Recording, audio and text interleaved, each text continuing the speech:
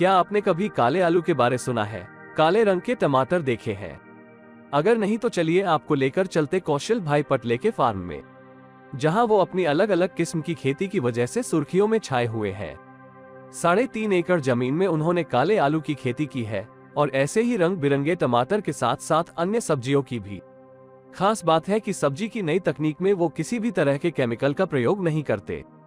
अलग अलग राज्यों से वो सब्जियों के इन खास बीजों को मंगाते हैं और फिर उनकी खेती करते हैं।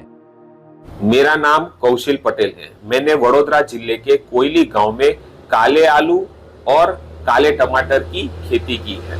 काले टमाटर की खेती जो सामान्य आलू होता है उसी तरह से खेती होती है, लेकिन उसके बीज अलग होते हैं और उसके गुण अलग होते हैं। उत्पादन उसका अपनी खेती के ऊपर निर्भर है। जैसे सामान्य आलू उत्पादन देते हैं उसी तरह वह उत्पादन देते हैं। मैंने करीबन 100 किलो बीज का इस्तेमाल किया था और मेरे अंदाज से 400 से 500 किलो आलू का उत्पादन होगा, ऐसा मेरा मानना है।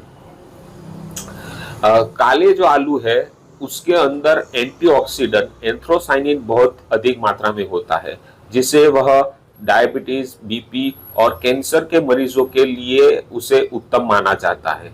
उसी तरह जो काले टमाटर है वह भी बहुत गुणकारी होते हैं। उसके अंदर एंटीऑक्सीडेंट बहुत मात्रा में होता है, कैरोटीनॉइड उसके अंदर होता है, जो कि लीवर के रोगों में और कैंसर इत्यादि सभी रोगों में लाभकारी होता है।